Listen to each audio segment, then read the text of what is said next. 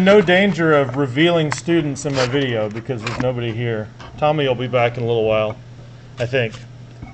Oh, there he is. All right, so I want to make a cloud in a bottle. I'm going to pick people to tell me what to do. And I've got this little bottle. We used big bottle last time. So Laura, I want to make a cloud in this bottle. What's something I need to do in order to get a cloud in here? Laura! I don't remember. You don't remember? So, all right, Laura, what's a cloud made of? What's in a cloud? When you look at a cloud, what is it?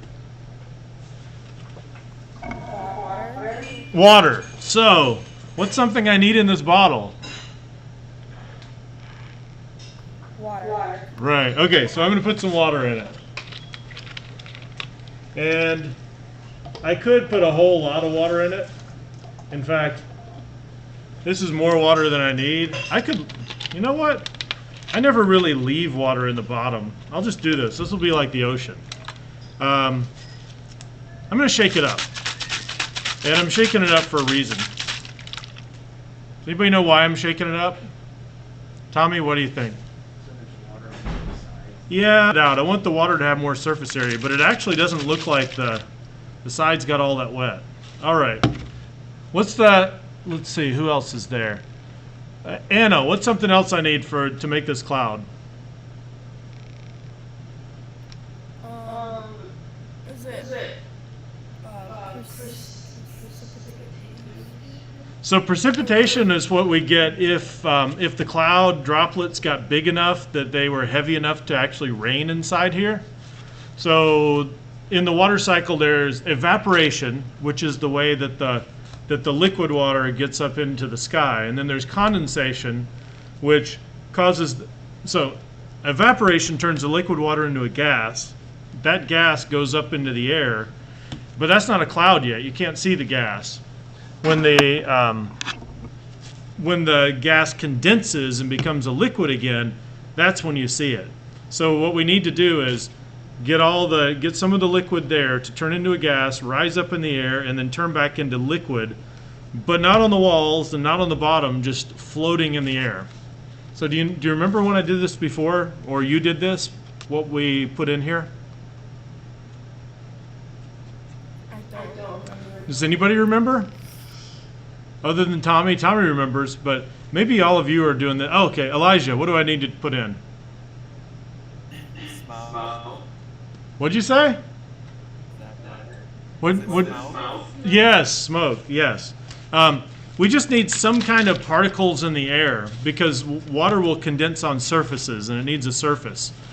And I'm really not liking this water in the bottom. It feels like it's just not going to work with the water there, but I'm going to do it. So I've got this lighter and I've got some paper. So I'm going to burn the paper and I'm going to put it in there and then I'm going to have smoke. But when I do that, I want to be prepared to go ahead and make my cloud. Jace, what do I do once I get the smoke and the water and all that in the bottle? How do I make the cloud then?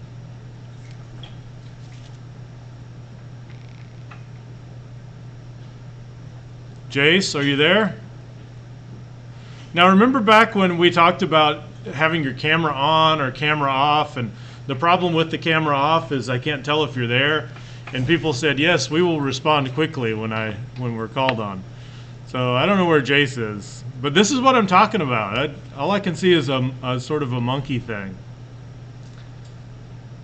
And it looks awake, but I don't know if Jace is there. All right, Megan, what do you think? Are you there? What do I need to do to make the cloud once I get the smoke inside? So what do I do?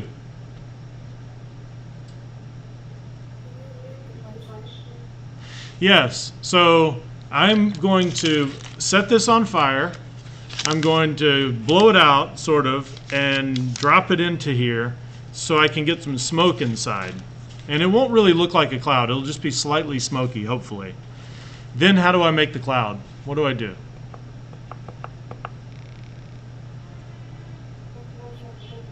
Don't know? Or you say you're not? Okay, Tommy, what do I do? Squeeze it, and then what do I do? and then let go, and then squeeze, and then let go. All right, so that's what I'm going to do. Repeated squeezing and letting go. And then we'll talk about what's going on. Actually, you know what? We should talk about that now. So, because at some point, it's going to cease to be a really nice cloud. No, I'll just do it now. I'm afraid these walls just don't look very wet. It bothers me. Try not to set off the fire alarm. I've heard that in a lot of the science rooms here, they have heat sensors and not smoke detectors, which is probably a good idea for a science room. All right, here we go. Oh, you know what? I kind of have to blow this out, and I'm not set up for blowing with my mask on. Yeah. I don't know. See the smoke in there? And if you don't, that's good. But hopefully there is some. It's kind of nice. If it were just already smoky, it would look like there was a cloud and like I wasn't doing anything. So, all right, here goes the squeezing and releasing. See if it... And it's working. So if I squeeze, it gets clear. And if I release, we get a cloud. Squeeze, release. Squeeze, release. Okay, now why? Why is it? Why do you see it? Why does it get clear when I squeeze and then cloudy when I release? Clear, cloudy. So I can make the cloud go away by squeezing. Oh, let's see. RJ, when I squeeze, does that make the air hotter or colder? Hotter. Hotter, right. And Laura, if you make water hotter, does that make it evaporate into a gas or condense into a liquid? Evaporate into a gas. Exactly. So when I squeeze, what I'm doing is all the little teeny tiny droplets that are in the air that we see right now that look cloudy, I'm making them evaporate. They disappear. And then when I release, they're cooling off and condensing again back into a liquid. So I'm turning them into a gas and then a liquid. Gas, liquid. And they're so tiny you can't really see that they're liquid, but they are. They're teeny tiny liquid droplets. So I'm heating it up, cooling it down. Heating it up, cooling it down. And another way, probably the best way to think about this today, is high pressure clears things up and causes evaporation, and low pressure, when I release, that cools things off, causes it to expand, and then you get condensation. So rain and things are caused by decreasing pressure. Increasing pressure causes clear skies. Decreasing pressure, rain, snow, precipitation. Increasing pressure, clear skies, generally. Tommy, did you have a question? Yeah, so that's like a normal cloud that opens. Some clouds are like darker and like more dense than others. Would you be able to do that like in a model? Oh, so Tommy was just asking about how some clouds are really dark. Some clouds are white, some clouds are dark. Let me go to a really dark one.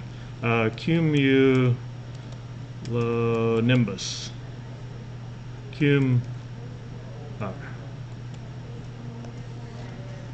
These are thunderheads, and I think a lot of the darkness has to do with how much it blocks the sunlight and where you're looking. So if you look at this cloud, if you look up on top, it looks white, but under the bottom it looks dark, and it's just so thick that I think it blocks the sunlight.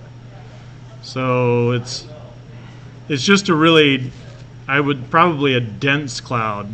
There are a lot of droplets concentrated in it. Same thing here. If you were in a plane looking down on this cloud, it would be white. But if you're underneath it, where it blocks all the sunlight, then it looks dark. Does that kind of clarify what you're saying? And in this bottle that I have, it's only this thick. So those clouds that we were just looking at are miles thick. And if you have miles and miles of cloud that's even you know, as cloudy as what I'm making in the bottle. The thicker it is, the harder it is to see through. So if you make this a mile thick, it's going to look pretty, I would say this is as dense as those clouds we were just looking at. The droplets are probably a little smaller because those are probably getting ready to rain. All right, so that was the pre-warm-up. Time to go to the warm-up, which I need to refresh because I couldn't get this rock and balloon thing working. So, and then one of my pictures disappeared, but that's all right. So we have a mountain range. Has anybody ever heard of the Rainshadow effect? Anybody at home? Raise your little fake hand if you've ever heard of the Rainshadow effect. Just me?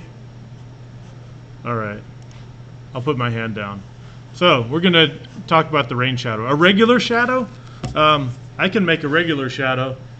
There's one right there. So a regular shadow is just where the light doesn't go.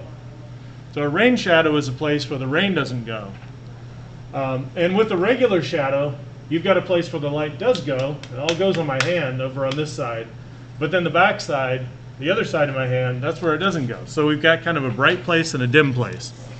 With the rain shadow, we're going to have a wet place and a dry place. All right, so the question is about this mountain range. This is where you get rain shadows. And you know what? I think I'm going to point this up at the screen and freeze the screen, and then I can talk about it better. Freeze. There, so the people at home can see this. All right. So the air is, there's a wind that's blowing this way, and there's a mountain in the way. So what happens is the air has to go up the mountain and back down again. And as it goes up the mountain, what's happening to the air pressure that it's encountering? So I want everybody at home, if you think when this, just say there's a blob of air, when this blob of air goes up to the top of the mountain, if you think there's more pressure up there, raise your little fake hand. As it goes up, is it encountering more pressure? Nobody raised it. All right, if you think it's actually encountering less pressure, raise your little fake hand. Ah, somebody answered. Very good, yes. So the higher up you go, the less pressure there is. So if you just imagine this is the air and it goes up the mountain where there's less pressure, is this like, would it be experiencing being squeezed or released? So I've been doing this, squeezing, releasing, squeezing, releasing, squeezing, releasing, squeezing, releasing. As it goes to the top, is that like being squeezed or released? How many people think that's like being released as it goes up? Raise your hand. Yes. Okay. So yeah. Good. So that's what's happening. So as this air rises, there's lower pressure. If we think of it as a bottle, that's like me releasing. Are you going to get a cloud appearing or disappearing? Tell me. Appearing. So there's a cloud that's going to form on the way up over here. Now as this goes down the other side, it's going to encounter more pressure, and it's like this is being squeezed. So as air goes up, you get clouds forming because there's less pressure. It expands and you get a cloud. When air sinks, it gets compressed. That causes the clouds to disappear. So another way to say it is, if I'm squeezing down low and I release as it goes higher, the air cools off and water condenses. And then as it sinks and encounters more pressure, I squeeze, the air heats up and water evaporates. So that's the rain shadow. If I were to draw clouds and sunniness on here, which I'll do a lot, it'd look like this. So over on this side, we have rain and stuff, and then on this side, it's just dry. Now, there's another situation that I meant to have another picture for that's similar to this. Let's say we've got an ocean. Here's the ocean, and there's wind blowing across the ocean. This is a little more subtle. There's the west coast. Well, there's the west side of the ocean, and there's the east side of the ocean. Which side is going to have more rain on it? If you're a person standing over here on the west side of the ocean, and you're a person standing over here on the east side of the ocean, who's going to have more rain, the west or the east? Anybody at home want to answer?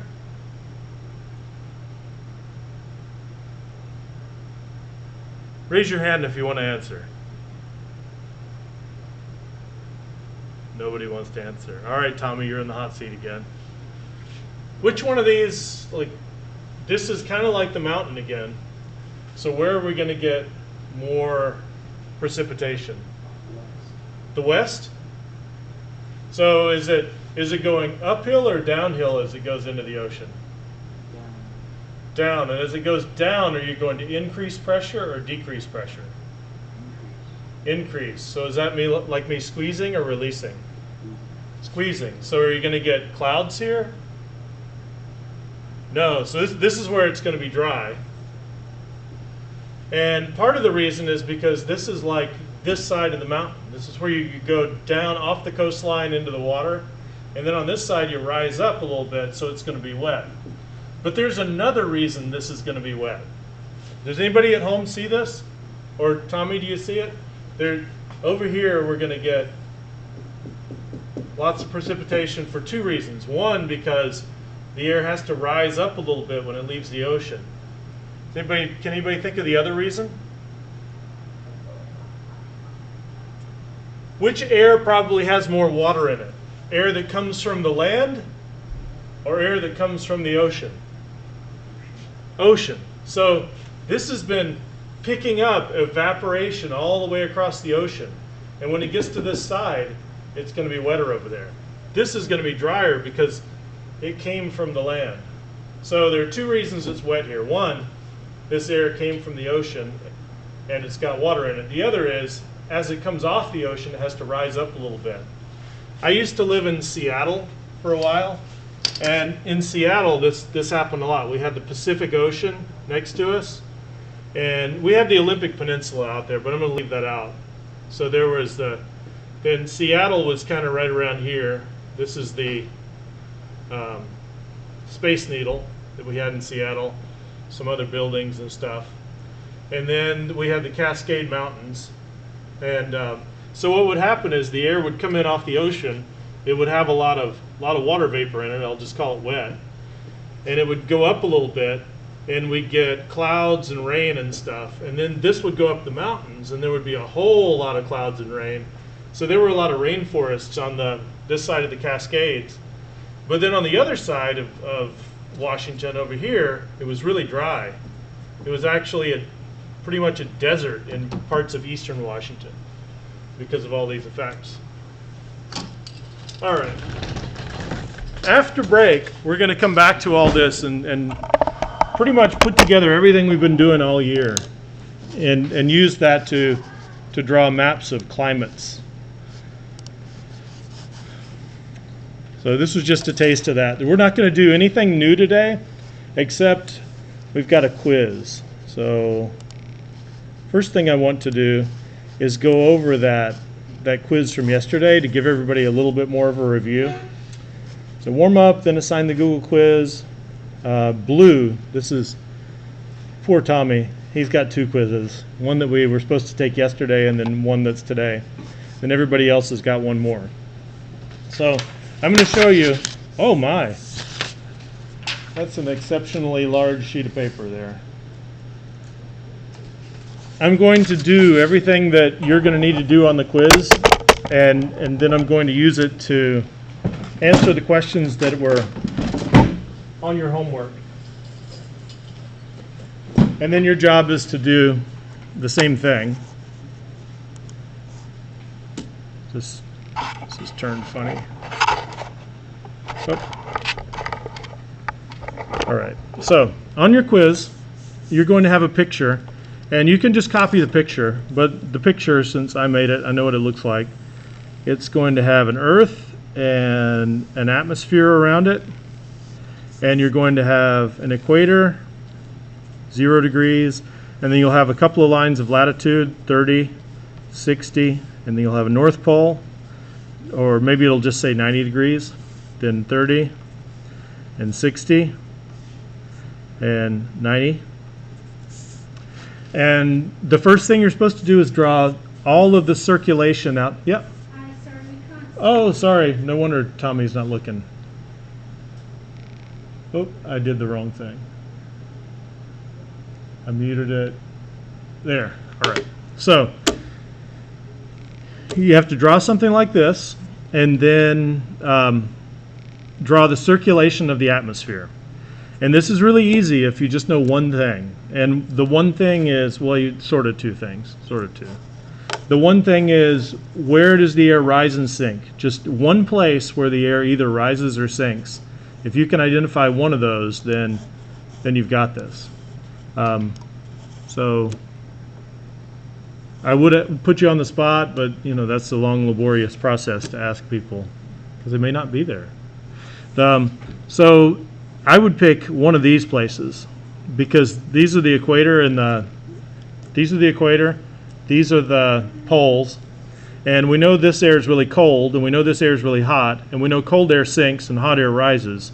So I could just do this. I could draw an arrow going down there, or I could draw an arrow going up here, or I could draw one sinking there or going up there. But once you get your first arrow, then you just draw arrows at these other places. Wherever these lines of latitude hit the edges right there, those are going to be places where air rises and sinks. There, there, there.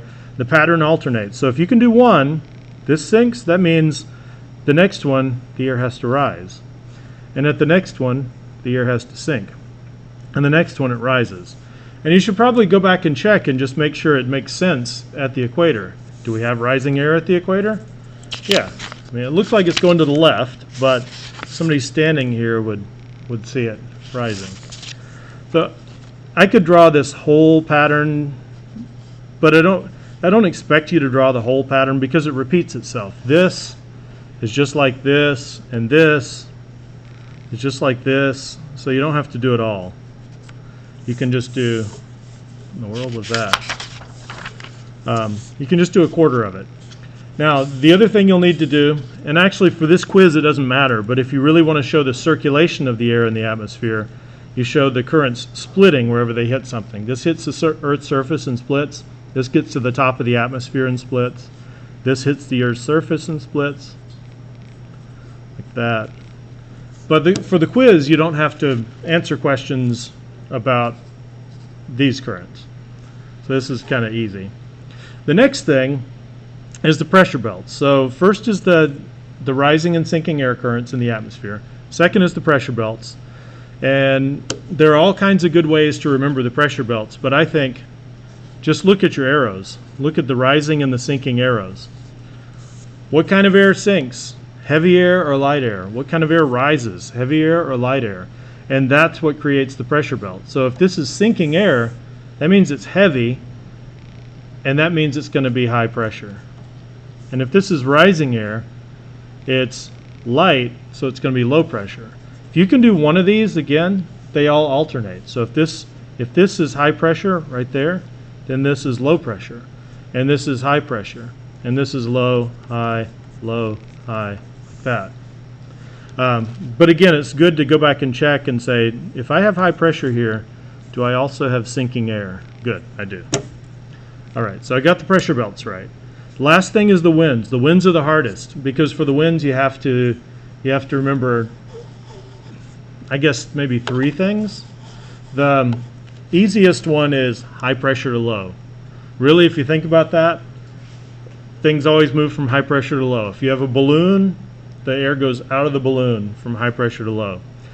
But there's also this curve. So if I just draw arrows showing my winds going from high pressure to low, they're like this. but that's not going to give me right answers on the quiz. To get the right answer, you need to recognize that in the northern hemisphere, everything goes which way? Clockwise or counterclockwise? Clockwise. Clocks were invented in the northern hemisphere, so northern hemisphere, everything turns the same way as our clocks. So that means they're going to go like this. And I basically have two options. Some of these arrows are going to go up and to the right, and some of them are going to go down and to the left. So this one is going down, it's going to go like that. And this one goes high to low pressure and turns that way. So those are my northern hemisphere winds. And then southern hemisphere winds, they go from high to low pressure, but they go counterclockwise. So they're either going to look like this or that. So there, there, there. And once you've done this, you should go back and check and make sure that all these are counterclockwise. Follow them with your pencil, go around, say, is that counterclockwise? Yes. Is that counterclockwise? Yes. Is that counterclockwise? Yes. Does this go from high to low pressure? Yes. Does that go from high to low pressure? And so on. Once you got this, then answering those questions is not too hard. I'll go over the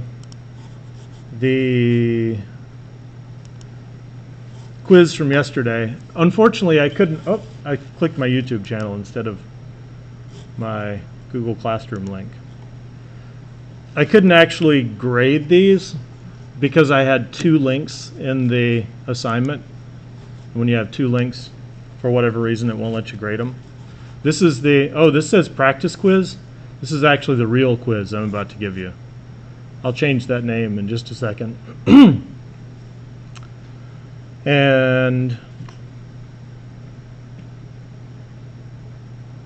this is the practice quiz. So I'm going to open up two windows so I can look at both of these things at the same time. All right. So as you do this is a little bit awkward. I could write on top of this, I could write these numbers down, or I could go back and forth between the picture I've drawn and over here. So question number 1 says, which way does the air move at number 1? There's number 1. Here's my arrow. It goes down. So over here on the left, I choose down. Now you could probably print this thing out and you could just draw everything on it. That would make your life a lot easier. Then you wouldn't have to shuffle back and forth here. Number 2 and 3 and 4, they're going to ask basically the same thing. Which way does the air move at those places? So number 2 is right here. The air moves up. Number 3 is, this is 30 degrees. You can see, I lost my mouse. See right there where number 3 is. The air's sinking. You know what? I guess you do have to draw. Got to draw more than just one quadrant here to get these right. And then at number 4, that's right there, that's rising air. And when we get back from break, if you don't like your score on this quiz, we can do one on paper, or you can just turn in a picture like this and I'll grade that, so you can improve your score. The next 3 questions, 5, 6, and 7, are about the pressures. 5 asks, what kind of pressure is it at number 5? So that's number 5, that's low. Number 6 is down here, so that would be high pressure. Number 7 is here, so that's high pressure. Number 8 is right there, that's low pressure. And then for the wind direction questions, number 9 is right here. So it's down and to the left, and so on. All right, I'm going to assign this, and then everybody can take it. Even Tommy, you can take this here on your Chromebook. If you would rather just draw this picture and have me grade that, I could do that instead for you, Tommy, since you're here. Does anybody from home have any questions for me before I do this and say goodbye for the rest of 2020?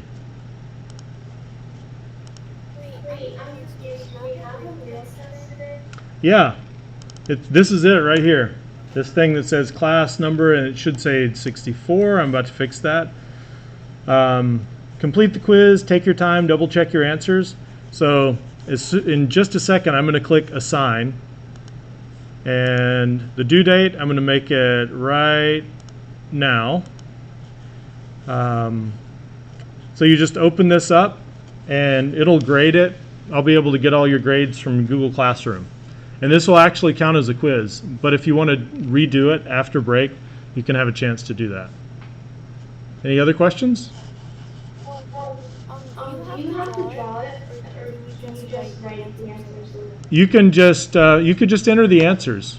I think that'd be a little risky, but it would probably, the best thing is if you can print this out, that would be good. And I don't know if there's an easy way to print this. I mean, I could do it. I could take a screenshot, and then I could paste it into a Google Doc. You know, here's one way to do it if you wanted to do this kind of thing. I'm going to use my snipping tool, and I'll make a copy of this. I just did Control-C, and then I can get into Google Docs. I mean, I don't want to get to Google Docs, I have to go to my email, and I don't want anybody to see my email, but I would just paste this into a Google Doc and then print it. And then I could draw everything on here. So you could do that if you want to. But you can see this looks just pretty similar to what I just did, except the numbers have moved. The questions are the same, but the numbers have moved. Any other questions? Okay, take the quiz, submit it, have a good break, and I'll see you when you get back. If anybody has any makeup work you want to try to do over break, email me about that, and I can